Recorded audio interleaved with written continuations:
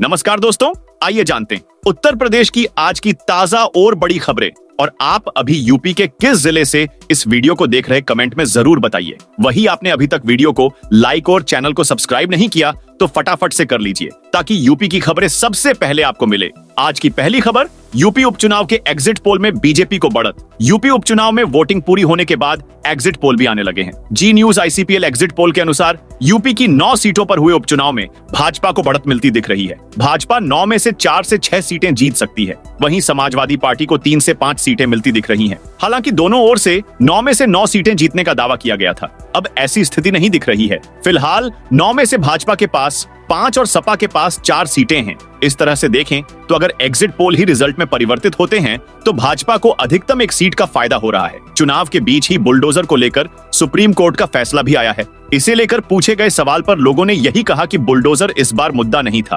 कानून व्यवस्था पर लोगों ने योगी को बेहतर बताया। कानून व्यवस्था पर कौन सा सीएम बेहतर है, इस सवाल पर 55% ने योगी आदित्यनाथ को बेहतर बताया, 30% ने अखिलेश यादव और 15% ने मायावती को कानून व्यवस्था के मामले पर बेहतर मुख्यमंत्री बताया है। 23 नवंबर तक इन जिलों में बंद रहेंगे सारे स्कूल। नोएडा में खराब एयर क्वालिटी की वजह से लोगों को सांस लेने तक में दिक्कत हो रही है। ऐसे में बच्चों और बुजुर्गों को काफी परेशानियों का सामना करना पड़ रहा है। प्रशासन के दिशा निर्देश के मुताबिक 12वीं तक के सभी तरह के स्कूलों को बंद करने का निर्देश दिया गया है। 23 नवंबर तक सभी स्कूल बंद रहेंगे। हालांकि इस दौरान ऑनलाइन क्लासेस चलेंगी। 23 नवंबर के बाद फिर से स्थितियों को देखकर आगे का फैसला लिया जाएगा। नोएडा, गाजियाबाद और मेरठ में भी स्कूलों को बंद कर दिया गया है। आइए जानते हैं कि कितने दिनों तक इन जिलों में छुट्टी रहेगी। वोटर कार्ड चेक कर रहे 5 पुलिस वाले निलंबित। यूपी की 9 सीटों पर हो रहे उपचुनाव में वार पलटवार के बीच ही समाजवादी पार्टी की शिकायत पर निर्वाचन आयोग ने बड़ी कार्रवाई की है। वोटर कार्ड चेक करने की शिकायत पर 5 पुलिस वालों को निलंबित कर दिया गया है। मुरादाबाद की कुंद्रकी में 1, मुजफ्फरनगर की मीरापुर में 2 और कानपुर की सीसामऊ में भी 2 पुलिसकर्मी सस्पेंड किए गए हैं। समाजवादी पार्टी के अध्यक्ष अखिलेश यादव ने चुनाव आयुक्त से बात भी की है। अखिलेश के अनुसार अभी और भी पुलिस वालों को सस्पेंड किया जाएगा। यूपी के लाखों गन्ना किसानों के लिए बड़ी राहत। उत्तर प्रदेश के लाखों गन्ना किसानों के लिए राहत भरी खबर है। उन्हें अब गन्ने की पेराई के लिए कोल्हू और क्रेन क्रेशर का कनेक्शन लेने के लिए अनावश्यक भागदौड़ नहीं करनी होगी। उत्तर प्रदेश पावर कॉर्पोरेशन के झटपट पोर्टल पर अस्थायी कनेक्शन का आवेदन करने के साथ ही किसानों को तत्काल कनेक्शन मिलेगा। वोटिंग के बाद सपा का फरमान, ईवीएम का पीछा करें, जमा होने तक अलर्ट रहें। मतदान का समय निकलने के बाद अखिलेश यादव की समाजवादी पार्टी ASP ने पार्टी के पोलिंग एजेंट और कार्यकर्ताओं से तब तक अलर्ट रहने कहा है जब तक इलेक्ट्रॉनिक वोटिंग मशीन EVM मतगणना स्थल पर बने स्ट्रांग रूम में जमा न हो जाए। सपा के X हैंडल से एक ट्वीट में अपील की गई है कि नेता और कार्यकर्ता मतदान केंद्र पर EVM सील होने तक डटे रहें और EVM को ले जा रही गाड़ी का पोलिंग स्टेशन से स्ट्रांग रूम तक पीछा करें। यूपी पुलिस परीक्षा का परिणाम आ जा सकता। रिजल्ट का छात्र बेसब्री से इंतजार कर रहे हैं। आयोग भी लगातार इस परीक्षा के परिणाम को जारी करने को लेकर तैयारी कर रहा है। पहले भी इस महीने के तीसरे हफ्ते में परिणाम को जारी करने की बात कही गई थी। अब ये उम्मीद लगाई जा रही है कि 21 नवंबर को यानी आज परीक्षा के परिणाम जारी किए जा सकते हैं। 20 नवंबर को प्रदेश के कुछ सीटों पर उपचुनाव चल रहे हैं जो कल यानी 20 नवंबर को खत्म हो गए, जिसके बाद आचार संहिता भी खत्म हो गई। साथ ही बोर्ड ने भी महीने के तीसरे हफ्ते में परीक्षा परिणाम जारी करने की बात कही थी। इन सब कारणों से यह उम्मीद जताई जा रही है कि आज परीक्षा परिणाम जारी किए जा सकते हैं। यूपी रोडवेज में 7,188 ड्राइवरों की संविदा पर होगी भर्ती। यूपी परिवहन निगम यात्रियों को और बेहतर सुविधाएं देने के लिए संविदा चालकों की भर्तियां शुरू करने जा रहा है। विभाग में 7,188 संविदा चालकों की भर्ती के लिए 28 नवंबर से 10 दिसंबर तक विभिन्न जिलों में रोजगार मेले का आयोजन किया जाएगा। यह मेले 4 दिन लगेंगे। इन भर्तियों से कुंभ मेले में भी यात्रियों को सहूलियत मिलेंगी। योगी सरकार की शिक्षा मित्रों को सौगात। यूपी की योगी सरकार शिक्षा मित्रों को जल्द ही सौगात देने वाली है। प्रदेश के परिषदीय प्राथमिक विद्यालयों में काम कर रहे लगभग 1.5 लाख शिक्षा मित्रों का मानदेय सरकार बढ़ा सकती है। राज्य सरकार की ओर से वित्त विभाग को इस संबंध में पत्र भेजा गया है। इलाहाबाद हाईकोर्ट में शिक्षा मित्रों को सम्मानजनक मानदेय दिए जाने को लेकर दाखिल अवमानना याचिका पर सरकार की ओर से यह जानकारी दी गई है। सीसामऊ विधानसभा पर हो रहे उपचुनाव में पुलिस का रवैया सवालों के घेरे में है। यहाँ हलीम इंटर कॉलेज मतदान केंद्र पर वोट डालने जा रहे एक परिवार को पुलिस ने रोक लिया। फिर आईडी चेकिंग को लेकर कहासुनी हो गई, जिसके बाद पुलिस ने अरशद को पीट दिया, जिससे भौं फटने से खून निकल आया। इस घटना के बाद हंगामा हो गया। सपा प्रत्याशी नसीम सोलंकी मौके पर पहुंची और चमनगंज थाना के प्रभारी निरीक्षक के खिलाफ कार्रवाई कराने का आश्वासन दिया। हालांकि पीड़ित परिवार के 5 सदस्य वोट नहीं डाल पाए और घर लौट गए। यूपी में लोगों की जान धुआं और धूल के बीच फंस गई है। कम होने की बजाय प्रदूषण बढ़ता ही जा रहा है। मंगलवार को भी सभी प्रमुख शहरों की हवा खराब श्रेणी में दर्ज की गई। वहीं बुधवार को भी हाल बेहद खराब है। सूक्ष्म से लेकर धूल और रसायन कणों वाली हवाओं से लोग बीमार हो रहे हैं। शहरों में रिहायशी इलाकों में प्रदूषण का स्तर खतरनाक चल रहा है। अखिलेश की शिकायत पर शीशामऊ उपचुनाव में लगे 2 दरोगा सस्पेंड। समाजवादी पार्टी के राष्ट्रीय अध्यक्ष अखिलेश यादव ने भी कई आरोप लगाए हैं। इसमें से एक में उन्होंने सीसामऊ विधानसभा सीट पर हो रहे उपचुनाव के दौरान 2 दरोगाओं द्वारा मतदाताओं का आईडी चेक करने का वीडियो पोस्ट करते हुए अपनी शिकायत दर्ज कराई थी। अखिलेश यादव की इस शिकायत का संज्ञान लेते हुए चुनाव आयोग ने दोनों दरोगाओं अरुण सिंह और राकेश नादर को सस्पेंड कर दिया है।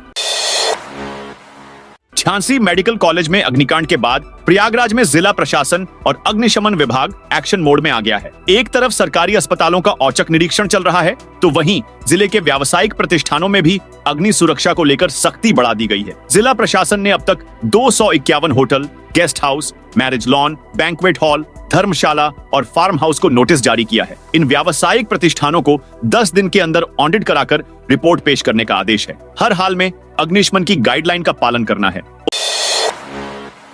उत्तर प्रदेश को मिलेगा देश का पहला नाइट सफारी। मुख्यमंत्री योगी आदित्यनाथ ने एक उच्च स्तरीय बैठक में एक ऐतिहासिक योजना की घोषणा की, जिसमें उत्तर प्रदेश को दिसंबर 2026 में देश का पहला नाइट सफारी का उपहार मिलेगा। यह नाइट सफारी लखनऊ के कुकरेल क्षेत्र में बनेगा, जो प्राकृतिक प्रेमियों और पर्यटकों के लिए एक अनोखा गंतव्य साबित होगा। कुकरेल नाइट सफारी पार्क और जू का प्रस्ताव मुख्यमंत्री के समक्ष प्रस्तुत किया गया और उन्होंने इसके निर्माण की प्रक्रिया में तेजी लाने का निर्देश दिया। स्वामी रामभद्राचार्य की सेहत खराब। जगत गुरु स्वामी रामभद्राचार्य को अचानक सांस लेने में दिक्कत हो गई थी। इससे उनके शिष्यों में हड़कंप मच गया था। आनन फानन में उन्हें उत्तराखंड के देहरादून स्थित सिनर्जी अस्पताल में भर्ती कराया गया। चिकित्सकों की टीम उनके स्वास्थ्य की मॉनिटरिंग में जुटी हुई है। बताया जा रहा है कि मंगलवार शाम जगत गुरु को सांस लेने में तकलीफ होने लगी थी। इसके बाद उन्हें इलाहाबाद से एयरलिफ्ट कर शाम को ही देहरादून लाया गया। सिनर्जी हॉस्पिटल में उन्हें उपचार के लिए भर्ती किया गया। पूर्व मंत्री गायत्री प्रजापति की 10 करोड़ की 4 बेनामी संपत्तियां जब्त। आयकर विभाग ने सपा सरकार के पूर्व मंत्री गायत्री प्रसाद प्रजापति की लखनऊ स्थित 4 बेनामी संपत्तियां जब्त की हैं। आयकर विभाग की बेनामी निषेध इकाई ने सभी संपत्तियों पर पोस्टर लगवाने के साथ ही डुगडुगी भी पिटवाई। आयकर विभाग ने जो संपत्तियां जब्त की हैं, जब्त की गई संपत्तियों में गोमती नगर के खरगापुर स्थित 3000 स्क्वायर फीट का प्लॉट, मोहनलालगंज के पुरसैनी गांव स्थित 2000 स्क्वायर फीट का फ्लैट और 1014 स्क्वायर फीट में बना मकान, आशियाना में स्थित मकान शामिल है। साल 2027 तक यूपी के सभी घरों में होगा नल कनेक्शन। गांव के हर घर तक नल कनेक्शन पहुंचाने में अहम भूमिका निभाने वाले और उत्कृष्ट कार्य करने वाले अधिकारियों, कर्मचारियों और एजेंसियों को जल शक्ति मंत्री स्वतंत्र देव सिंह ने मंगलवार को सम्मानित किया। जल जीवन मिशन द्वारा इंदिरा गांधी प्रतिष्ठान में आयोजित कार्यक्रम में अधिकारियों और कर्मचारियों को सम्मानित करते हुए जल शक्ति मंत्री स्वतंत्र देव सिंह ने आह्वान किया कि आप सबको गांव के हर घर तक नल कनेक्शन पहुंचाना है, जिससे 2027 के विधानसभा चुनावों में जल जीवन मिशन के बदौलत हम मुख्यमंत्री योगी आदित्यनाथ के नेतृत्व में चुनाव लड़ सकें। 2027 में तक प्रदेश का एक भी गांव या घर बिना नल कनेक्शन के न रहे। गांव के लोग नल कनेक्शन पहुंचने पर एक तरफा मुहर लगाकर दोबारा भाजपा की सरकार बनाने का काम करें। ये मेरा सपना है और इस सपने को आप सभी को पूरा करना है। संभल की जामा मस्जिद के हरिहर मंदिर होने का दावा। संभल की सदर शाही जामा मस्जिद पर एक बार फिर हरिहर मंदिर होने का दावा किया गया है। कैला देवी के महंत आरशी राजगिरी ने सिविल न्यायालय में वाद दायर कर सर्वे के लिए कोर्ट कमिश्नर नियुक्त करने की मांग की थी। न्यायालय ने इसे स्वीकार करते हुए कोर्ट कमिश्नर नियुक्त कर उनसे 29 नवंबर तक रिपोर्ट मांग ली। उधर शाम होते होते सर्वे के लिए टीम जामा मस्जिद पहुंच गई। इसकी जानकारी होते ही मुस्लिम पक्ष में नाराजगी फैल गई। लोग मस्जिद के इर्द गिर्द और छतों पर जमा हो गए। प्रशासन ने वादी महंत राशिराज को मस्जिद के पास से हटा दिया। टीम करीब 2 घंटे की फोटोग्राफी वीडियोग्राफी के बाद लौट गई। इस दौरान मस्जिद के आसपास का इलाका छावनी बना रहा। योगी सरकार नई दिल्ली में आयोजित करेगी भव्य महाकुंभ कॉन्क्लेव। उत्तर प्रदेश की योगी आदित्यनाथ सरकार ने 2025 के महाकुंभ को सफल बनाने के लिए बड़े स्तर पर जारी तैयारियों को गति देने का काम शुरू कर दिया है। इसी बात को ध्यान में रखते हुए महाकुंभ की अमूर्त सांस्कृतिक विरासत की झलक दिखाने और देश दुनिया के गणमान्य व अति विशिष्ट लोगों को आमंत्रित करने के लिए नई दिल्ली में महाकुंभ कॉन्क्लेव का आयोजन किया जाएगा। इस विषय में उत्तर प्रदेश पर्यटन विभाग ने तैयारियां शुरू कर दी हैं तथा दिल्ली के एक 5 सितारा होटल में भव्य स्तर पर इस एक दिनी कार्यक्रम का आयोजन किया जाएगा। बांके बिहारी मंदिर में उमड़ी भीड़, 3 महिलाएं बेहोश। बांके बिहारी मंदिर में दर्शन के लिए बेटी और दामाद के साथ आए बुजुर्ग श्रद्धालु की जान चली गई। बताया गया है कि भीड़ में दर्शन करने के दौरान वे बेहोश हो गए। चिकित्सक के पास ले जाया गया, जहां उन्हें मृत घोषित कर दिया गया।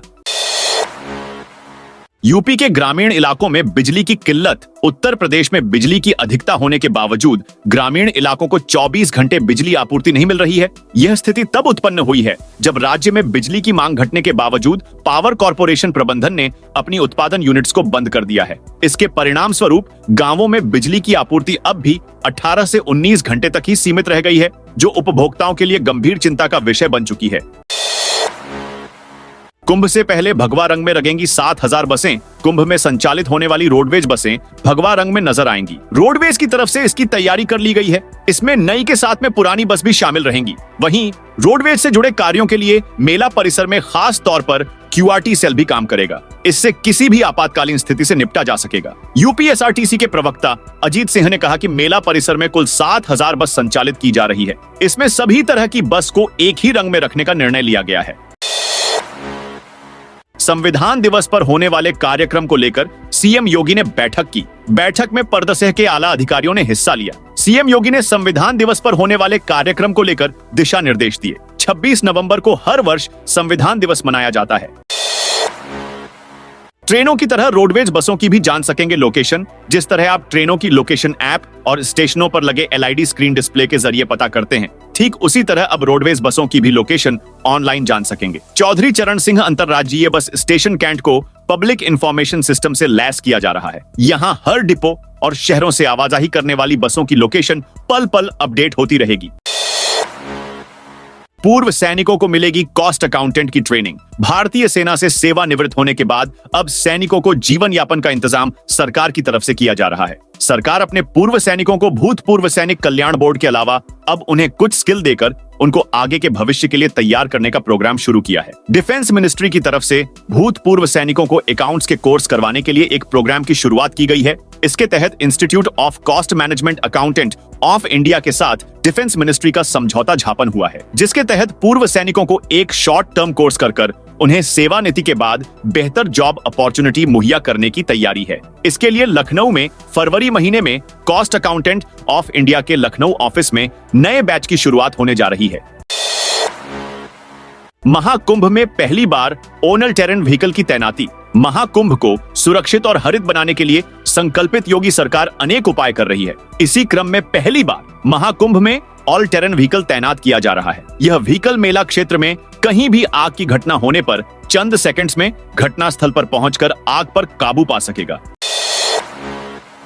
यूपी उपचुनाव की वोटिंग के बीच सपा प्रमुख अखिलेश यादव ने लखनऊ में अचानक प्रेस कॉन्फ्रेंस बुलाई। सपा कार्यालय में उन्होंने कहा, चुनाव आयोग की इंद्रियां काम नहीं कर रही हैं। आयोग को न दिखाई दे रहा न सुनाई दे रहा, इसलिए इतनी शिकायत के बाद भी आयोग कोई कार्रवाई नहीं कर रहा। उन्होंने मुरादाबाद के कमिश्नर IAS आंजनेय कुमार समेत 10 अफसरों के नाम गिनाते हुए उन पर गड़बड़ी करने का आरोप लगाया। कहा, ये अफसर धांधली कर रहे हैं। पुलिस और प्रशासन के अफसरों का नाम भी देखें, किसी को बख्शा नहीं जाएगा।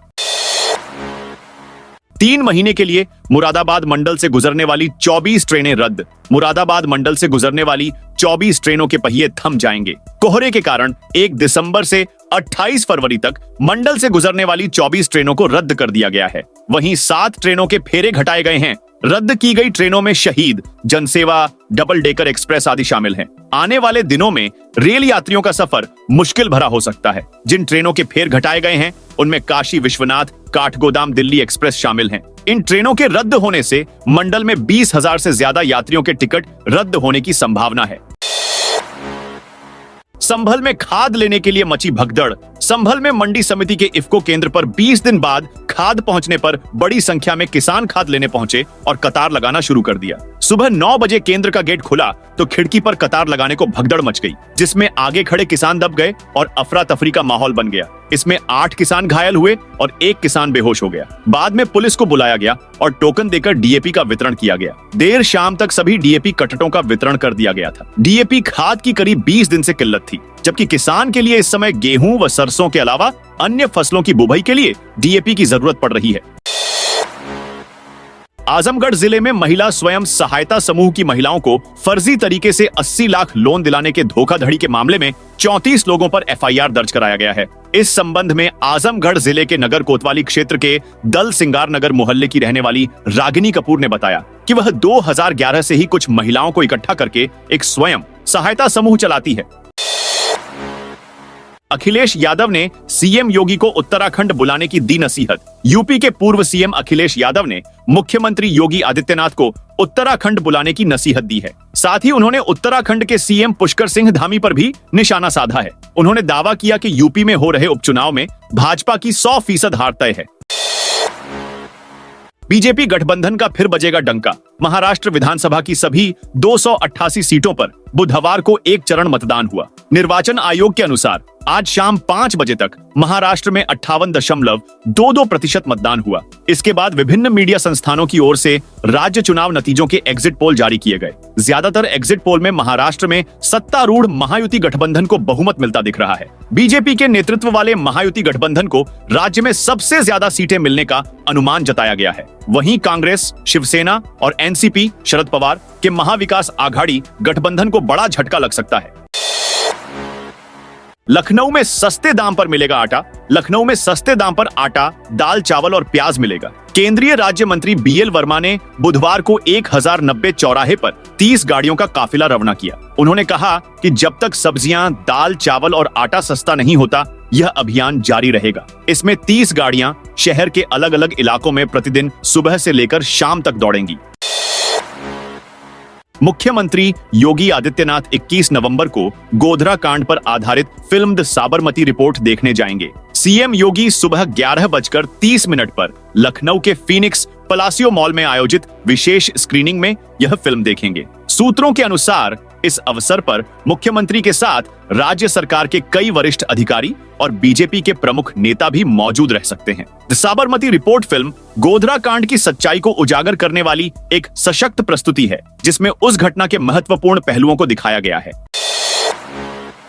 कुंभ के पहले मिल सकती है इंदौर प्रयागराज फ्लाइट। जनवरी 2025 में प्रयागराज में आयोजित होने वाले कुंभ मेले से पहले इंदौर से प्रयागराज के लिए सीधी फ्लाइट शुरू होने की संभावना है। एयरपोर्ट सूत्रों के अनुसार निजी एयरलाइंस कंपनी इंडिगो ने प्रयागराज एयरपोर्ट की पुरानी टर्मिनल बिल्डिंग के विस्तार के बाद इंदौर प्रयागराज इंदौर के बीच सीधी उड़ान शुरू करने की योजना बनाई है। प्रदेश में पराली जलाने की घटनाओं को रोकने की तमाम कोशिशों के बाद भी जमीनी स्तर पर अनुकूल परिणाम नहीं मिले हैं। खेतों से उठने वाले धुएं की निगरानी के हालिया आंकड़े यूपी में ऐसे 2807 मामलों की पुष्टि कर रहे हैं, जबकि बीते वर्ष इस अवधि के दौरान करीब 2200 मामले सामने आए थे। प्रदेश में फसल अवशेष जलाने व अन्य कारणों से खेतों के करीब उठे धुएं से जुड़े सबसे अधिक मामले महाराजगंज 203 में सामने आए हैं। इसके बाद अलीगढ़ में 173, कानपुर देहात में 173 और मथुरा में 129 घटनाएं देखी गई हैं। वहीं सिद्धार्थनगर, रामपुर व पीलीभीत में बीते साल से कम घटनाएं हुई हैं। झारखंड में तस्वीर में हुई साफ। झारखंड विधानसभा चुनाव के दूसरे चरण की 38 सीटों पर वोटिंग समाप्त हो गई। पहले चरण के लिए 13 नवंबर को वोटिंग हुई थी और दूसरे चरण के लिए आज मतदान किया गया था। दूसरे चरण में झारखंड में शाम 5 बजे तक 67.59% मतदान हुआ है। विधानसभा चुनाव के परिणाम 23 नवंबर को घोषित होंगे। बता दें कि झारखंड में किसी भी गठबंधन को सरकार बनाने के लिए 41 सीटों की आवश्यकता होगी। झारखंड विधानसभा चुनाव को लेकर एग्जिट पोल सामने आ गए हैं। आईएन्स मैट्रिक्स के ओपिनियन पोल के अनुसार झारखंड में एनडीए गठबंधन की सरकार बन सकती है। झारखंड में आईएन्स मैट्रिक्स ने एनडीए को 45 से 50 सीटें दी हैं। वहीं लोक पोल के अनुसार झारखंड में इंडिया गठबंधन की दोबारा सरकार बन सकती है। लोक पोल ने इंडिया गठबंधन को 41 से 44 सीटें दी हैं। यूपी में दो भाइयों की शाही शादी, जेसीबी और छतों से हुई नोटों की बारिश। सिद्धार्थनगर जिले के देवलहवा गांव की एक शादी इस समय चर्चा का केंद्र बन गई है। दरअसल इस शादी में जमकर पैसे लुटाए गए। गांव के अफजाल और अरमान नाम के दो भाइयों की शादी बड़ी धूमधाम से की गई है। शादी के मौके पर जब नोटों की बारिश हुई तो सभी हैरान रह गए। जेसीबी और छत पर चढ़कर नोटों की खूब बारिश की गई। शादी में हुई नोटों की बारिश का वीडियो जमकर वायरल हो रहा है। दिल्ली में सर्दी की शुरुआत के साथ ही प्रदूषण की मार भी शुरू हो जाती है। दमघोंटू हवा में लोग सांस लेना लोगों की मजबूरी बन जाती है। इसके कई कारण हैं। वाहनों से निकलता धुआं, पड़ोसी राज्यों में जलती पराली, भवन निर्माण और टूटी सड़कों से उड़ती धूल आदि। सरकार के प्रदूषण कम करने के तमाम दावों के बावजूद दिल्ली में हालात जस के तस हैं। इस साल भी हवा गंभीर श्रेणी में पहुंच चुकी है। इसके साथ ही क्लाउड सीडिंग की चर्चाओं ने भई जोर पकड़ लिया है। दिल्ली के पर्यावरण मंत्री गोपाल राय ने इसे लेकर केंद्र सरकार को पत्र लिखा है, जिसमें उनका कहना है कि दिल्ली की हवा गंभीर श्रेणी में है और लोगों को राहत देने के लिए कृत्रिम बारिश, आर्टिफिशियल रेन की जरूरत है। राय ने दिल्ली के आसमान पर छाई स्मोक की चादर को मेडिकल इमरजेंसी बताया है। क्लाउड सीडिंग एक वेदर मॉडिफिकेशन तकनीक है जिसमें सिल्वर आयोडाइड, पोटेशियम आयोडाइड या ड्राई आइस जैसे केमिकल को विमान या रॉकेट की मदद से वातावरण में बिखेरा जाता है। ये कण हवा में नमी को अपनी तरफ आकर्षित करते हैं, जिससे बड़ी पानी की बूंदें बनती हैं जो बारिश के रूप में धरती पर गिरती हैं। इस प्रक्रिया को प्रभावी ढंग से काम करने के लिए पर्याप्त बादल और नमी के स्तर जैसी विशिष्ट स्थितियों की आवश्यकता होती है। साथियों, ये थी उत्तर प्रदेश की दिन भर की ताजा और बड़ी खबरें।